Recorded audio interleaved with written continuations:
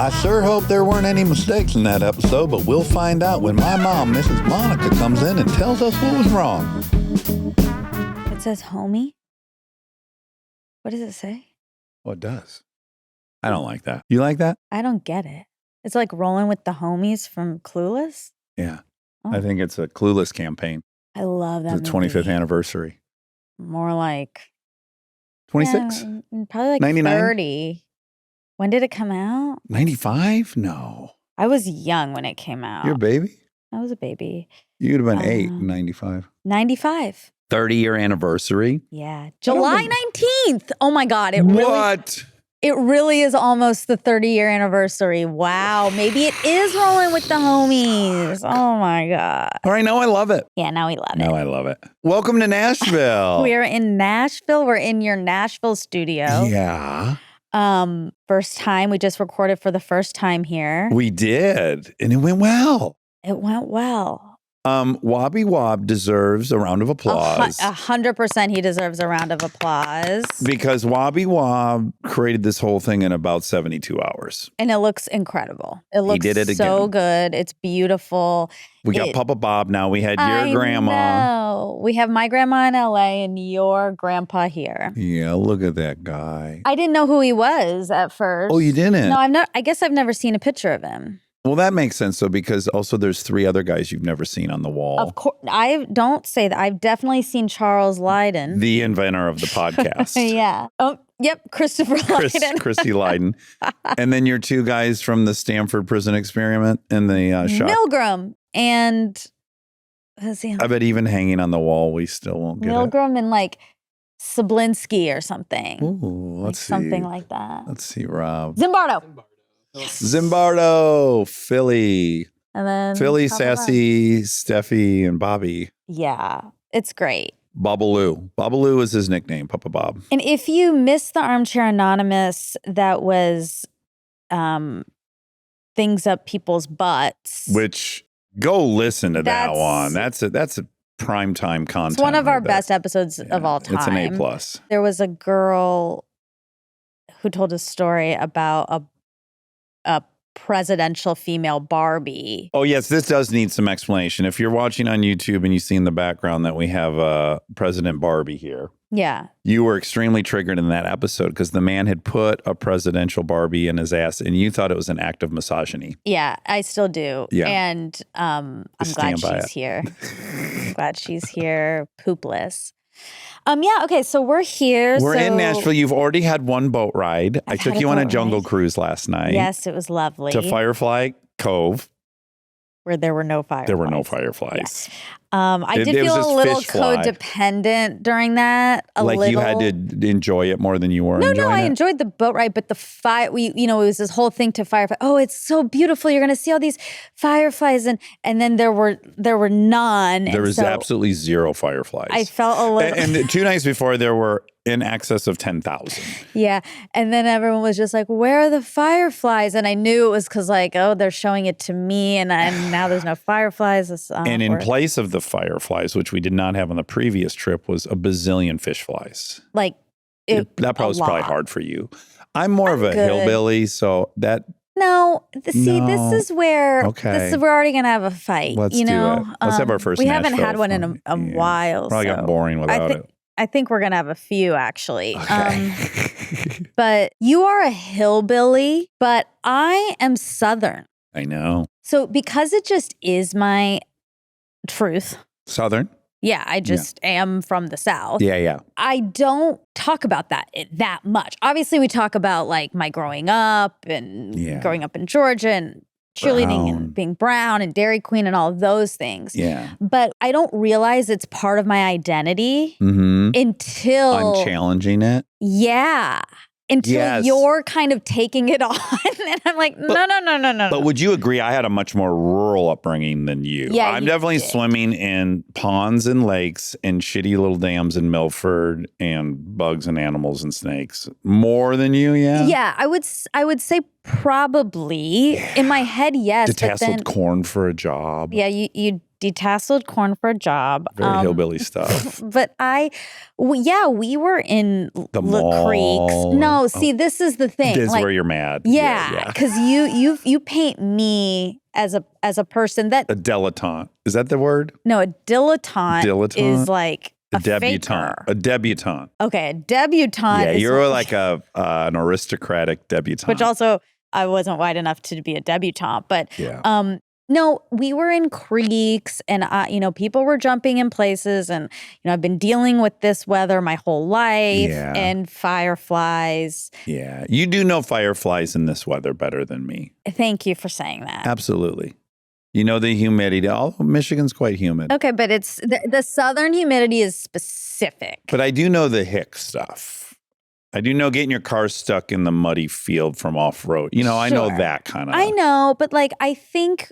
Field parties, bonfires. Yeah, I had bonfires. I don't know what a field party is. That's not southern. It's literally you go to a field and start partying. Okay. Yeah. Well, it's just, it is funny because I obviously I never feel defensive about my southern roots. Yeah. And I feel it, I have felt it pop.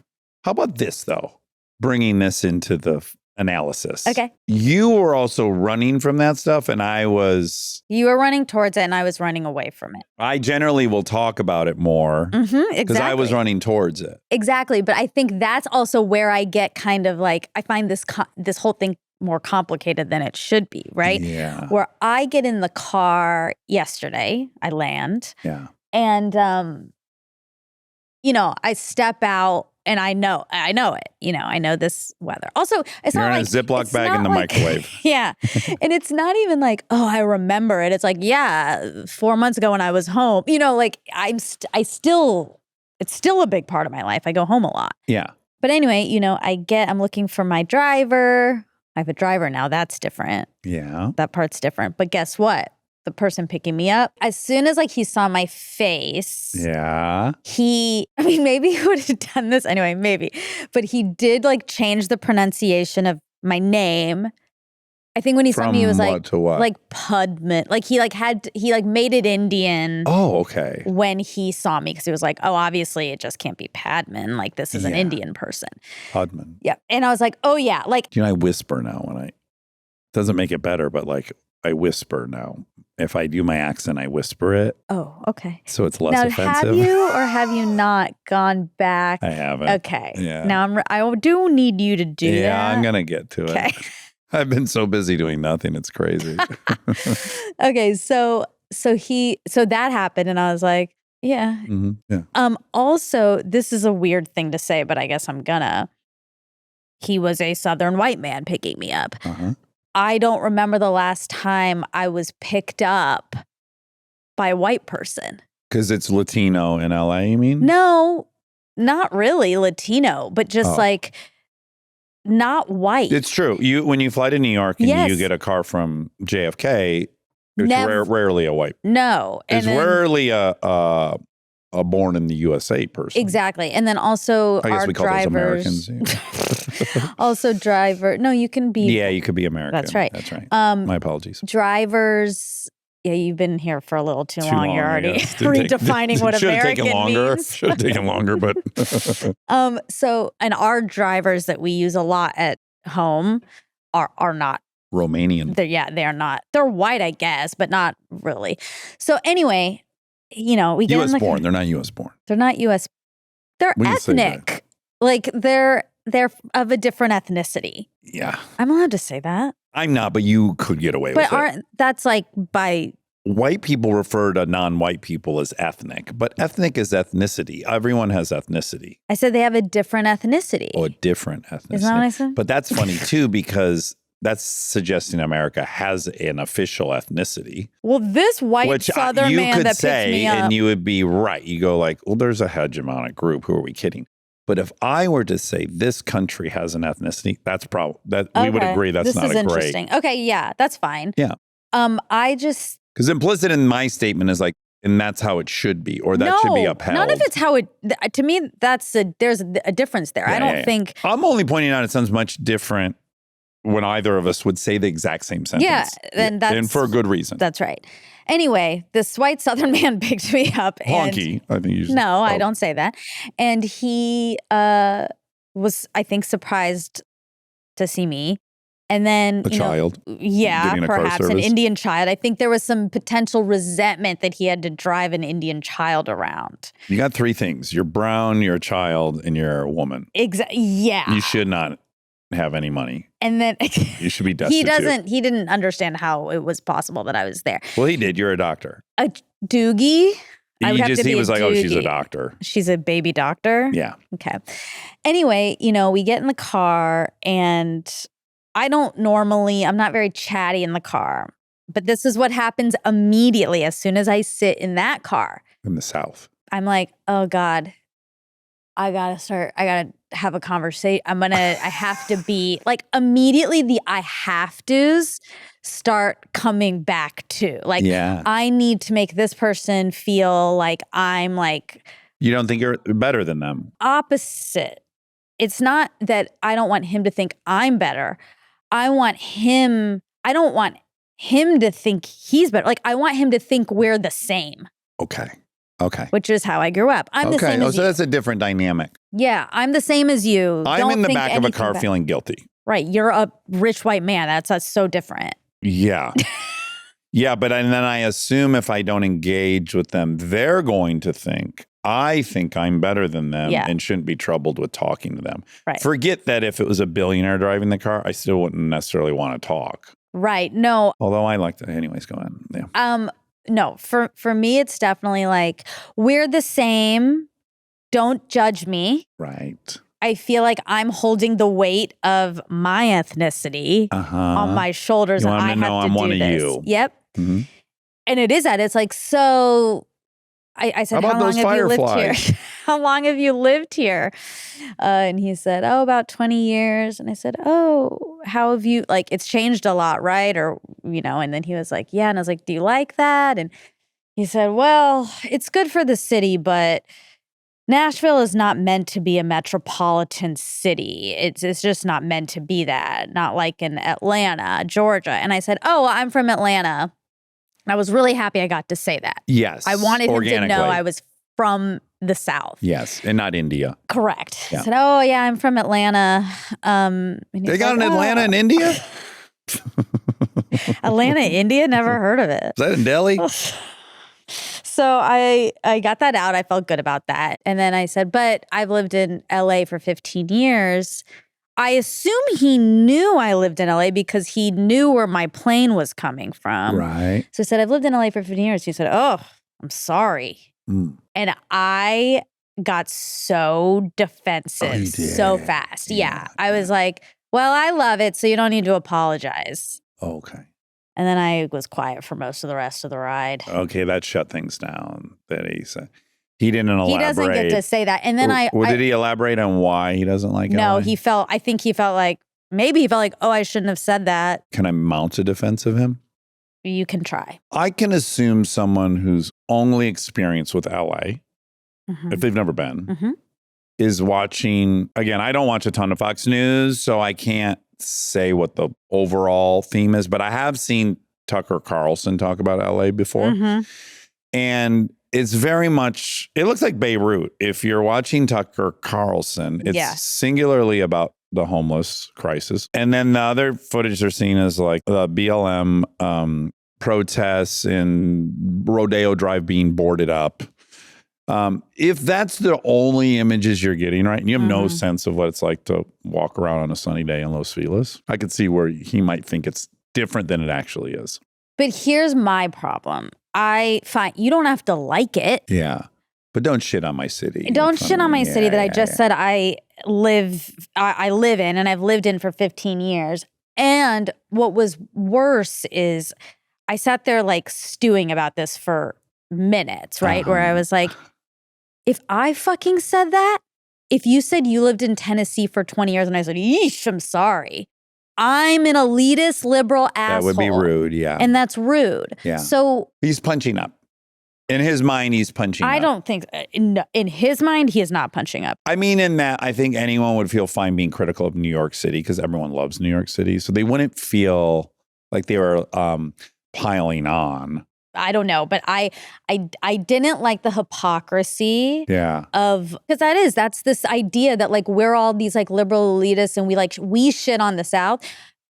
It seems to me that the opposite thing is happening. Or that it's equal. Yeah, that it goes both directions. I would never say anything like that, and no one we know would. You want it, and we want it. But the Barbara Kingsolver thing is true that a lot of media is playing heavily on this trope. I guess media both ways then. Sure, but individually, I do not know. I just know the South feels like Hollywood makes fun of them a lot, which I think is historically pretty true. Sure, but just. I don't know anyone who would say that to someone's face. I don't either. And I don't think almost he said, oh, wow, Southern hospitality really died since I left. Yeah. But I didn't. I don't think he should have said that. Let me be clear. It was just interesting. I was like, whew, boy. I had a fun experience yesterday. I got a little of your perspective yesterday, which was fun. Oh, I love that. And I recognized it. So Eric and I are driving the boat, and he's telling me about some Trump policy that's working out or something. And he's going on. And I realized in that moment, oh man, I can see what's going on in both directions. He's doing what I'm doing so often in my friendship circle, which is like, I think I'm trying to mitigate the fear of the people I love. Mm-hmm. They're like, well, hold on, things haven't collapsed. This thing might even work. Who knows? Mm-hmm. But being on the other end of it, and I said to him, I go, this is really funny for me because generally I'm talking with people that are more liberal than me and I'm trying to point out it's not going to be so bad, blah, blah, blah. And you're now doing that. And now I'm almost grateful to be back in the position where now I'm defending the liberal point of view because he's doing that. And but specifically what I realize is it sounds like he's telling me he loves Trump. Mm-hmm.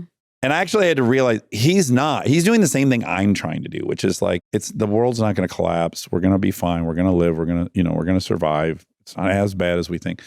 But yeah, I noticed like, yeah, it sounds like he likes Trump. Right. And I bet sometimes it sounds like I like Trump. Yeah. Or that like there's kind of a one-sided acknowledgement. It's like there's acknowledgements of like when there's something that might be working, but there's not as much of an acknowledgement when like a lot of stuff is not working or things are bad because you don't want to cause a fluster, which I understand. Yeah, I'm just trying to always dig everyone out of what I'm worried about is like an overwhelming fear of the present day. But then day. What it ends up causing is a fear about you. Yeah, I know. Yeah, it was good. It was a good experience. Good, I'm glad. And I mean, minimally all he would have to say, and it's pretty much all you're asking is like, I don't agree with this guy. Exactly. I don't like him. But a couple of these things might work out. Sure. I'm not going to say that's not true. But it's almost like it feels redundant, but it's worth saying. Yeah, no, totally. It's also just a really, it's emblematic of if everyone around me is saying one thing, I just feel obliged to like offer the counter. I know. And so it just forced me to be in a situation more than I would otherwise be. Everything's complicated. I do think though, that there are some, not policy about this or policy about this, but there's some like real deep inherent values things that are on the line that are really scary. And I actually, when I was also in this short car ride, but a lot happened. You know? Yeah. Whole life went by in the car ride. I drove by a gas station and the gas is of course so cheap here. Oh my God. It's unreal. Like $2.60 a gallon. Yep. And I think that every time I'm home, it's also so funny because every time I talk to my parents, it's always like, what's the gas? Like gas is so on the brain. And I saw it, I was like, oh my God, gas is so cheap here. Yeah. And like, I get why that's a huge appeal. And I'm so fucking privileged and lucky that I can get gas at an astronomical price and I don't really think much of it. This came up just yesterday. Eric and I were again driving to get that piece of furniture you're sitting on. Oh, it's very nice. And we're driving for a while and he sees gas prices. And again, this is where I get critical of the left. I go, California's approach to the gas is the most unliberal thing imaginable. It's so disproportionately punishes poor people. It does. Yes, it does. And it's nuts. It should be a fucking, and we have this other crisis where it's like people are driving electric more and more and more, so they're not paying gas taxes. So that's all the funding for the roads. Right. So the electric drivers are no longer putting into the road maintenance pool. And all these states that have a heavy electric consumer population, they're trying to figure out how to offset this. That's interesting, yeah. And so, Eric and I we were talking about the gas price, and I was like, it's so disproportionately punishes disenfranchised people, which our party is supposed to be all about the opposite of that. And why don't they just put a huge tax on new cars that is the highway tax? Poor people generally aren't buying new cars as much. Yeah, that's so right away you're targeting who you want to target. Yeah. You could also put the price point on the cars, any car above 50,000 is getting this amount. That would be the liberal approach to helping poor people. Totally. But where we have a cancer is we're seemingly some people are just so pro-tax. Tax is good. Any tax must be helping poor people. No, a lot of these taxes are depending, disproportionately really hurting the poor people. Yeah, that's true. There needs to be some reform for sure. And I do recognize that it's a privileged position to be able to say this, but I did think when I had that thought that I'm willing, because people ask all the time, oh my God, how do you afford living there? How do you, it's so outrageous. It's so outrageous. And even when I was not making the money I'm making now, when I was living with two other people, I'm willing to pay more for a sense of decency and safety. I'm sure it's just my own background and coming from places where, yes, I feel like I don't land in LA and get in the car and think okay, I'm holding the weight of my ethnicity on my shoulders. I'm just not. And so I am willing to pay for that. Yeah. It's just all very interesting. Well, a lot of these, Brad and Hannah who moved here 6 months ago, been talking to both of them and they're so happy. Yeah, great. And there is a reality. It's it's a very hard city to not make a lot of money in. LA? Yes. Oh, God, yes. They're paying the same amount in rent that they had a one-bedroom apartment. Now they have a yard and their dog runs around. It's they can approach art in a way that's not oh my fucking God, it costs us $6,000 a month to live in LA. Where are we coming up with this money? Totally. Yeah, just talking to them and recognizing man, it's one of those cities. It's like New York where it's if you make it, it's great. Yes. And if you don't, it's rough. It's a struggle. Yeah, it's just so... Even here, we're going out to breakfast with 8 people yesterday, and the bill's $99. Yeah. I'm this is nuts. I've not seen a breakfast for 8 people in LA under $250 in a decade. Cost of living, there's no question. I mean, and it's why a lot of people have left and come to these places. And I really get it. But I feel very defensive and protective of Los Angeles and California, and I feel safest there. It's weird. I don't feel defensive of it. I love LA. It's given me everything. Exactly. It's giving me everything. I love it, and I totally understand why people don't like it, or they're threatened by it, or they feel like it as a city has too much sway over the whole country. I understand these fears and criticisms. We're not represented proportionally, but LA has had the power to set culture more than any other city in history. Will and Grace, Philadelphia, all these things are the day after changing Reagan's opinion on nuclear armament. I mean, we've had some major sway in a very tiny area. Yeah. So I understand people's suspicion of any place that has disproportionate cultural sway capital over what happens. Yeah. Yeah, it's interesting. I just like it, and I feel fine if they don't. I get it. I don't either until. Yeah, I'm sorry. That's kind of condescending. It was too. So condescending. Yeah, I know better. Oh, I'm sorry. Excuse me? Stay tuned for more Armchair Expert, if you dare. Let's take a minute to thank our presenting sponsor, Audible. With Audible, the leading audio entertainment app, it's easy to discover new stories and ideas while going about your day. Yeah, and with over 1 million audiobooks, Audible originals, and more, it's basically impossible to run out of things to listen to. Plus, there's just something about audio storytelling that hits a little different. Yeah, it really does. Especially Audible originals that feature performances from celebrities and top voices. It's like watching a movie in your head. One on my list is Treasure Island. Which is an Audible original drama. It's a timeless tale of pirates, lost treasure, maps, and mutiny. What more could you need? That sounds really fun. I'm more of a psychological thriller girl myself. Yeah, you're dark. Yeah, I'm dark and I'm broody. And I've been hearing all about the author Frida McFadden. And I love that I can listen to her audiobooks on the Audible app when I'm commuting, taking my walks, as you know, or just like doing laundry and chores. Well, with Audible, you can find the genres you love and discover new ones. There's more to imagine when you listen. And to make it even better, Audible has a special offer for armchairies. Sign up for a free 30-day Audible trial, and your first audiobook is free. Visit audible.com/Dax. That's audible.com/Dax.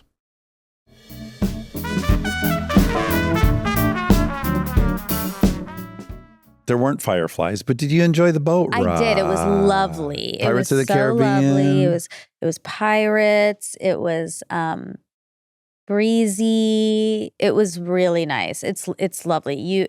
You have, I won't out you, but this is quite You can out me because an abode. it'd be insane for me to not process this in public. It's a big part of my life. Yeah. And it is nearly impossible for me to compute. I've spent the last 16 days here just going, no way. Yeah, I imagine so. I just love this yard so much. I can't believe how That's much great. nature there is in the yard. There's fucking deer in the yard, and there's little turkeys, and they have baby turkeys that we call giblets. Oh. There's a family of giblets. I saw them this morning. Oh. There's just like, it's so noisy at night with the frogs and It the is. crickets and whatever goddamn other thing is out there. Yeah. Oh, so soothing. It's I lovely. like it. It's But lovely. yeah, I'm having a very hard time integrating it, trusting it, waiting for something bad to happen. Sure. All those, it's very complicated and wonderful. Yeah. But the house itself is really astonishing. it's gorgeous. It's much better than our LA house. No, and see, this is where, no, that's It's so not. unfair Okay. to that house. It is. It is totally. It's a beautiful house. Insane house. I know. I said to Kristen day 3, I'm like, well, we've somehow done the impossible. We've made our LA house, which is gorgeous, seem tight, I'm sure, when we get home. This is also, so last night when I was sitting in bed and I was thinking about a lot of things. Let's talk about the main thing. You must be here going, he's going to quit. Well, with pin in that, we're Okay, gonna get to that. Okay. I had a big therapy session before I came here. Oh, you did? Mhm. Okay. I now know why I can like kind of put words to why the constant joke about Monica built a house bigger than ours bumps me. Okay. Because your house at home, your house in LA at home Yes. is Capital HOME. That's our home. Is unbelievable. I mean, the house is unbelievable. Oh, it's gorgeous. The structures, there's multiple structures. Yeah. When people come over, We're so lucky. they comment. Every single person who comes in comments on the house in the I land. love our house. We're insanely lucky. But I think when it's said like, and Monica bought this house across the street, it's bigger than ours. Yeah. There's an implied modesty on your part and an implied indulgence on my part. Oh. And I am indulgent. Like my house is going to be too big for me. It's going to be beautiful and lovely, but it is not. It is not. Your estate is that. It is an acre. LA of or land. here? LA. Okay. I just want to keep it straight. LA. And then when I arrived here, You were just like, fuck this guy. I was just like, okay, I can't ever hear any faux modesty again. Like Well, yes. If your conclusion about that whole thing is, if you're right about that, if it's an attempt for me to make you seem indulgent and me seem humble or modest, I think more then about yes. Okay. Reject it to no end. Okay. I'm not modest.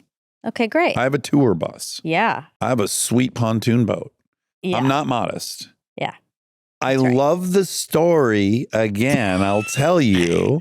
Oh, about me. It's such an incredible American story. Yes. That you start as a babysitter. Yeah. And then 6 years later, you build a house that's bigger than that's the story I like. I know, but we can't. That's not about me being modest. But we can't tell a false story. Well, that's why that's a lie. I say specifically your main house is bigger. I have to, I'm admitting I have to find a very specific definition of this claim so that I can keep the story that I love, which is starting as a babysitter, then building a bigger house.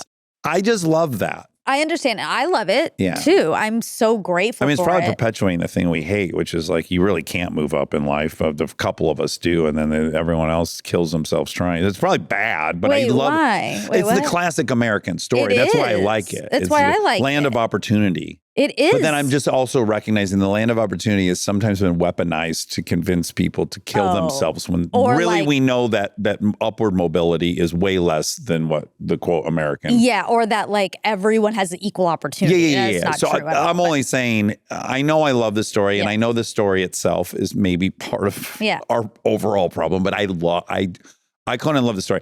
If I don't know us and I just know this story, it's one I would repeat. On 4th of July was an interesting 4th because I was in Palm Springs with our friends, and some of our friends are really like, what do we do? We're black today. like very upset with the current state of the United States, and felt like celebrating it was tricky for them. And I was like, absolutely not. Thank God you're saying this, because we would have had maybe. Do not let them. I know.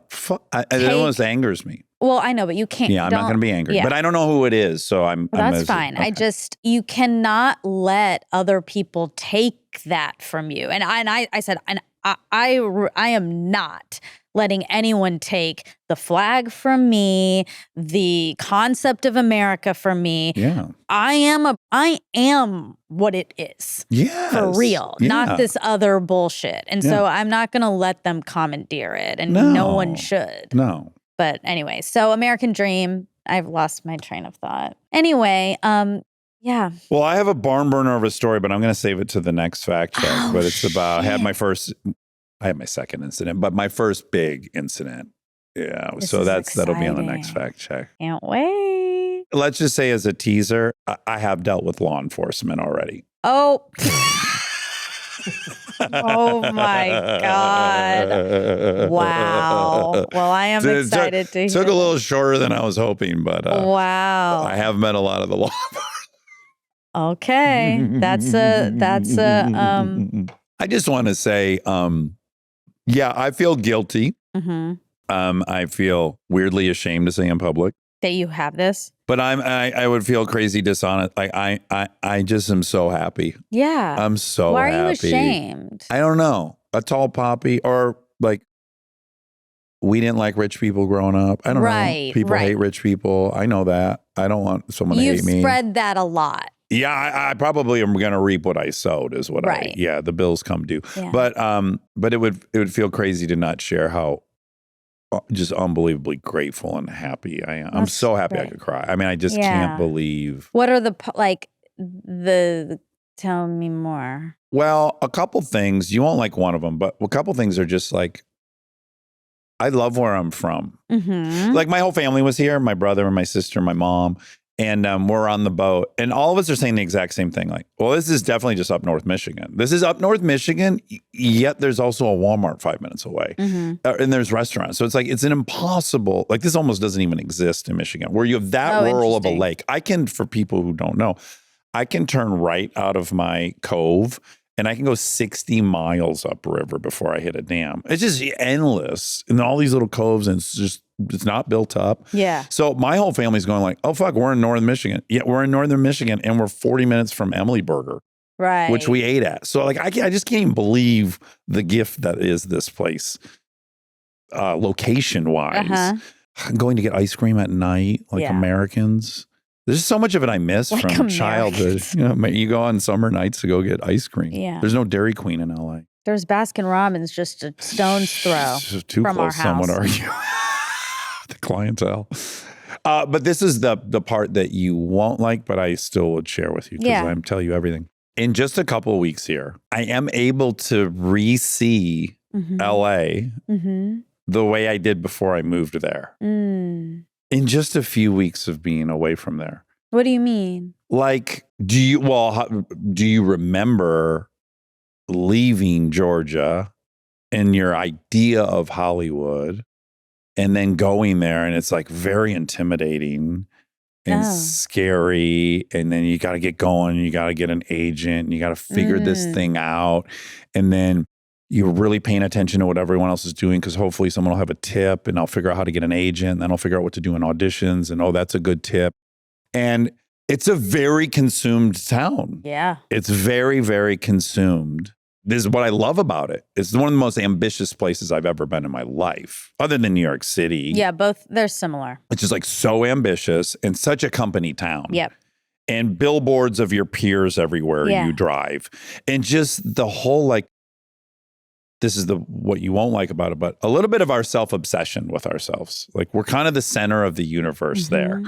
And it's about getting ahead. Yeah, and just being on task and again, just you're looking around. Working hard. And looking around nonstop. And there's all this visual. When you're in insurance here, you could be crushing as an insurance provider. You're not going to see a billboard of your competitor unless it was an ad. But I guess. But in our town, the whole place is covered with your peers. Yeah. With their different projects that are happening. Yeah. And it's like, I haven't. But you don't still, and I don't either. I'm out of that. Yeah.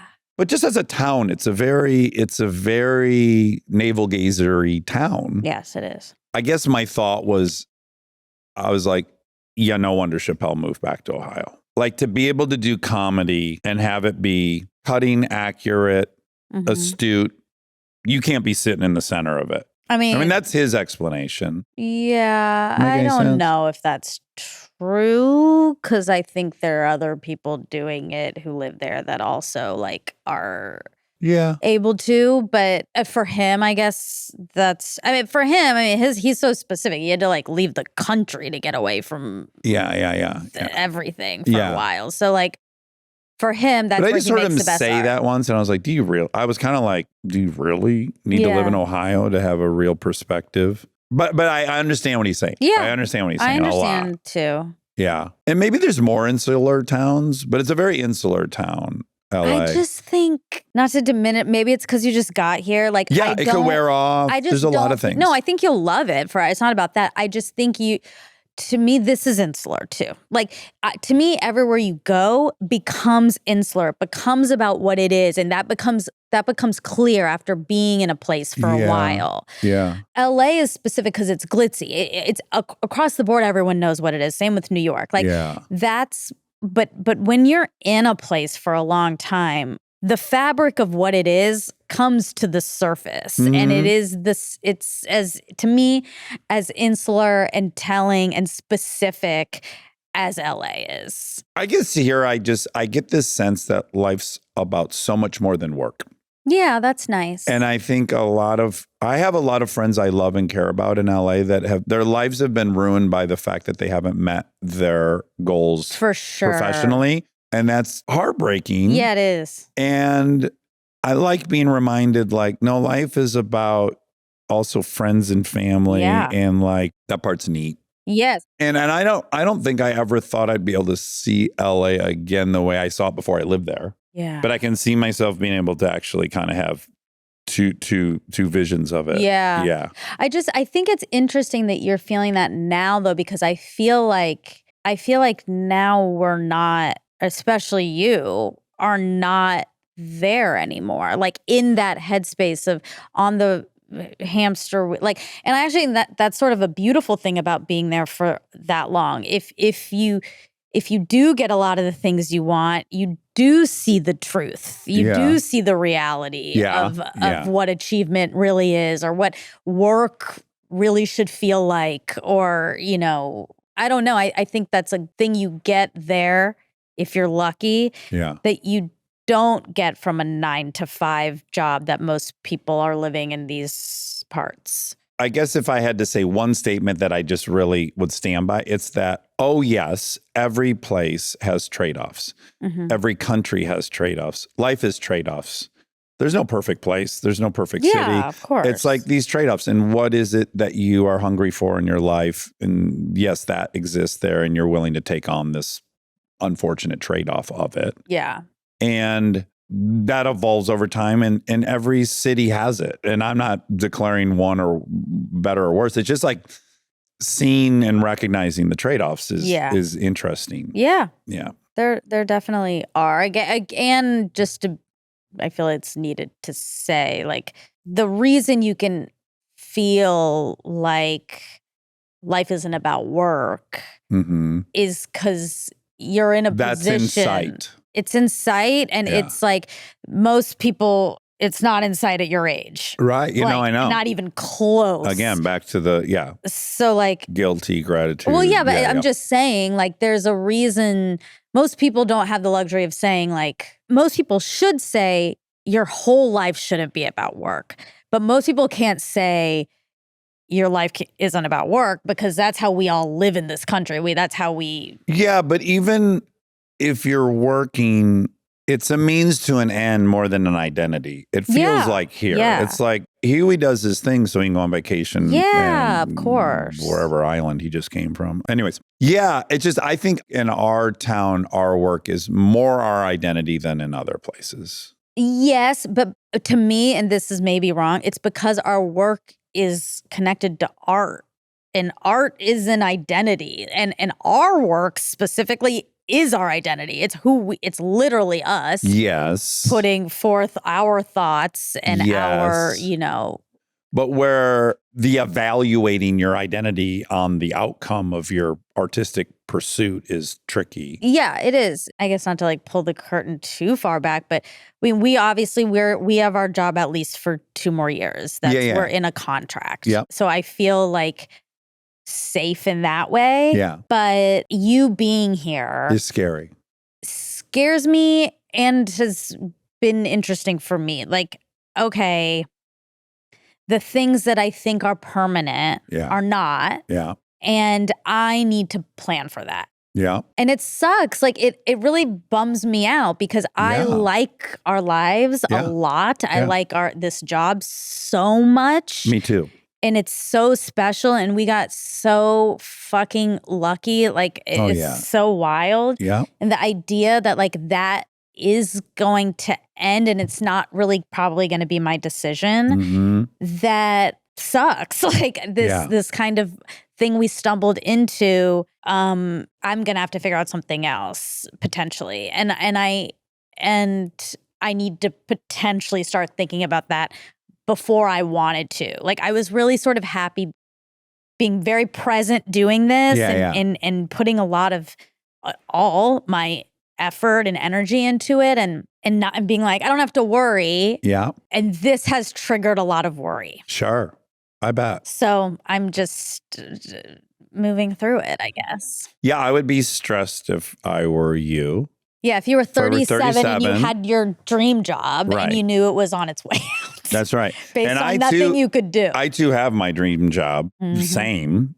Love it. And yeah, I'll be 52 or 53 at the end of our contract. Yeah. Which is, just different. It is different. But also it's like, that seems young to me. Like, that's like so young. And it is young. My dad's in his 70s and he's like, not, I don't know. It's just interesting. It's all interesting. My thing, and I think I've tried to tell it to you, is in some weird way, I am so lucky. And it would weirdly feel kind of disrespectful and dishonoring of how much luck I've had to not explore the gift of that, which is like, who am I without work? I have that luxury. I'm really lucky. I'm so lucky. I get to maybe say, who am I without work? Yeah. It's just like, it's almost, it is this. Let's just say this. I don't think this job doesn't resemble what I'm about to say. So be very clear. I'm not doing a false equivalency. And I don't think you would be doing it this way. But I have over my years in LA seen a lot of people stay at it simply because they knew it was really hard to get and they don't want to lose it. And they're not doing it for any inspired reason. Yeah. Or they just got trapped. Yeah. They got fearful it would never stick around. And then that led to, they just never evaluated. And I have this bizarre feeling that would be a dishonoring of this huge lucky thing for me to like never stop and go, okay, what else do we want to do before we die? On planet Earth. But again, I don't want anyone listening to think that I have declared I'm quitting in 2 years. I'm not. I haven't said that. There's also a version where maybe we don't do 162 episodes a year. That would be, appealing to me. The soonest I could ever be here full time would be 8 years from now. I know. I'm just saying. I understand. If I were you, I would be nervous and scared, and I understand all of your anxiety, and it's very normal. I guess I thought that I was like Buddhist, since I've been Buddhist recently. And I thought like. Since White Lotus season 4. Yeah, the most recent White Lotus. I thought that I was like really at peace. Yeah. Like, oh, I'm fine. Like, and I am fine. I feel like, I'm off the treadmill. I'm not thinking about what's going to happen in the future or how am I going to maintain this or I'm very present in this job. Yeah. And like now I feel like that's gone and that feels like a loss. Yeah. So I want to figure out how to have that still, but also be realistic about my life. And that's that's what you're juggling. Yeah, that's what I'm juggling. Yeah. Anyway. I understand. I'm sorry I'm stressing you out. Look, I guess that's also part of it. I feel very competent as a person. I feel very independent as a person. I believe in my skills and myself for the most part now. But again, when this is happening, I don't. Well, you're in fear. Yeah, and I feel like, this is all here because I'm attached to you. I'll never make $1 again. I'm attached to you. You decide to go, then what? Then I don't have anything anymore. I don't have any skills. I don't have it. What am I going to do? I don't even have... Soul Cycle. I can always go back to Soul Cycle, I guess. Yeah, it's just a lot I just have a lot of anxiety. Yeah. But it's fine. It'll all be fine. I'm sorry I'm part of that. It's okay. I chose it. But also I didn't. Like you can't, I don't think fully independence like works. It doesn't work for me. I'm a collaborator. I like that. It requires then being connected to other people and not having full control. Yeah. And that sucks, but that's part of the gain too. So. Yeah. Anyway, okay, we got to do some facts. Let's do some facts. All right. This is for another hottie with the body. Alexander Skarsgård. Oh, yeah. Oh, consider me charmed. Me too. I'm going to add a piece of information that wasn't available in the interview that I can't imagine he would care I say now, but I think it would be very informative to people. It's telling. Yes. I think you and I both went into this interview going, who is he? He's such a kind of enigma. He dresses so uniquely on things. Is he playful? Is he serious? What is he? And what we found out after is his best friend. Here we go. Ding, ding, ding. Best friend. I mean. Best friend. I presume he means in LA. He might have a different one in Sweden. But he probably means his one and only. Jack McBrayer is his best friend. Which I can't think of a better vote of confidence than Jack McBrayer being your best friend. That's a winner. I agree. Yeah, so Alex was so playful and fun. It was a real revelation for me. I felt pretty in love with him. Did you? 100%. He's wildest dreams, That's a tall boy right there. He was so tall. Would you climb around on there? Would you do a little climbing? Hey, let's be respectful. He's got a family. Okay. I'd go for a climb if I were a gal. I'd go for a little climb. Okay. He can. He's so nice. He hangs out with Jack McBrayer. Yeah, that's how he gets has you. a family. Then you're in a pretzel reverse back double penny. And you're like, what happened? Oh my God. Anyway, he was lovely. I liked him a lot. Okay. Now, I looked up how many calories do you burn in Greenland just trying to stay warm, but I couldn't find that because it kept saying, it has to do with your BMI and stuff, some other stuff, Yeah. But it does say being cold can lead to increased calorie burning. When your body temperature drops, it triggers a process called thermogenesis, where your body works to generate heat, burning more calories in the process. This can happen through shivering or through the activation of brown fat. That's what I'm trying to do in my cold plunge. Yeah, but I wish it wasn't called brown fat. It's like very racist. I like it, and it's confusing because it sounds bad, doesn't it? Brown fat, yeah, exactly. Like it's decayed, but it's gone rancid. You want to activate that brown fat. So now I've come to embrace brown fat as positive. But you're right. It's not a great branding. I bet if people knew about brown fat when I was little, they would have called me brown fatty on the playground. You were very tiny. I've seen pictures. They would have made fun of you, but not for the other direction, probably. Okay. Now, I looked up, can vampires change if they can't die? Right. Great question. As mythical beings, vampires don't follow the rules of normal human aging or physical change. Their appearance is generally fixed at the moment they are turned into vampires. However, some sources suggest the following ways in which their look might change. And then there's a bunch of ways, but it's not what you were talking about. So I think there was a slip up in True Blood. Yeah.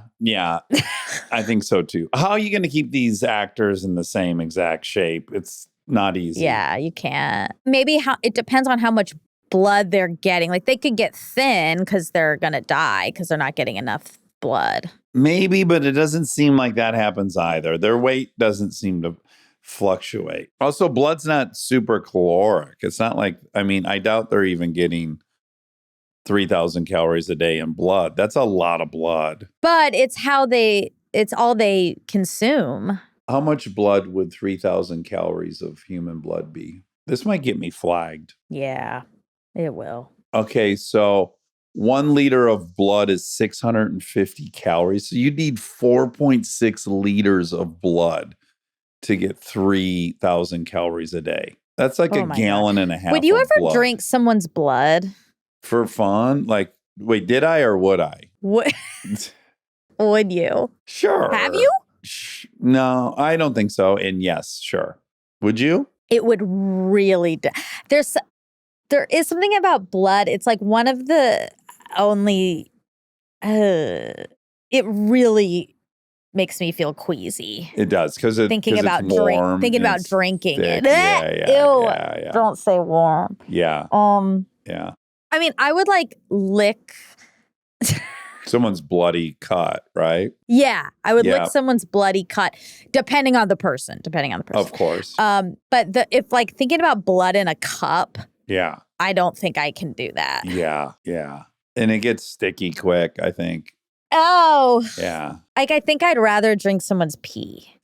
Yeah, me too. Yeah, but pee's just water. And bacteria, some minerals.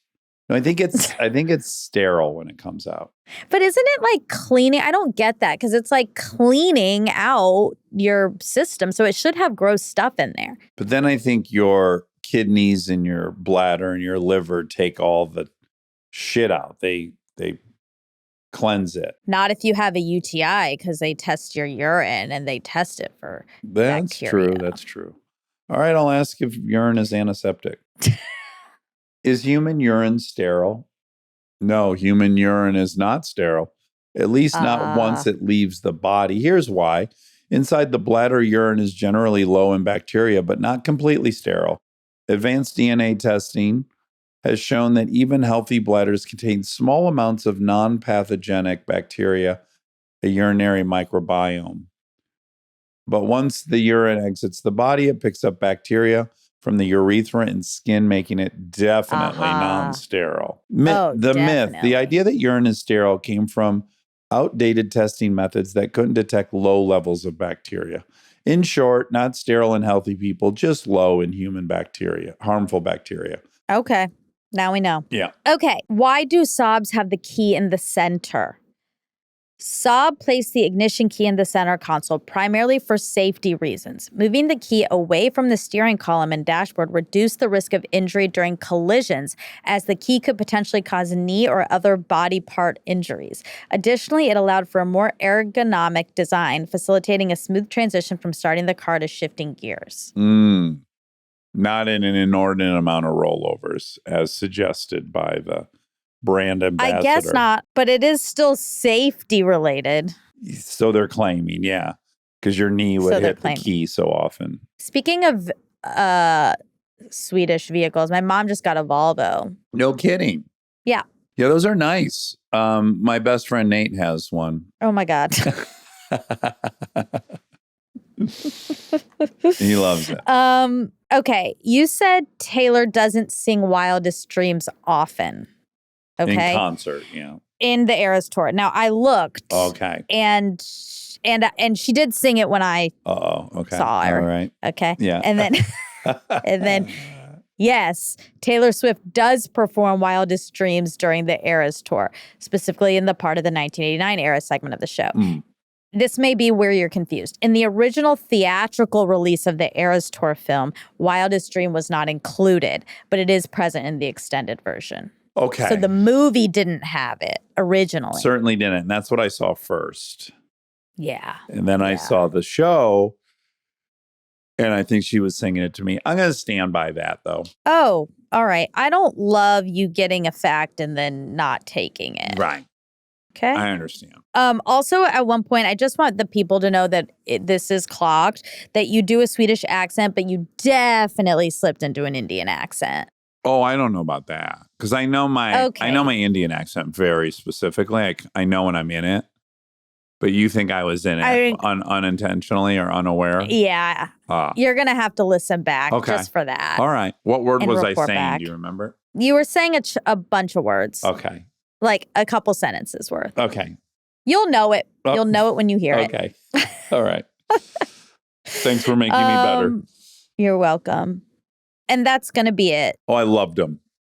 Count me charmed. Me too. That was a hot couple of weeks for you. Oh, man, were we on a tear of hotties. Yeah. Hottie summer. Really nice. Boys summer. The rat summer's over. We're done with rats. Rat boy summer? I'm not. Oh, okay. I'm not done with them. Just getting into your rat phase. All right. All right. I love you. Love you. Bye. Bye.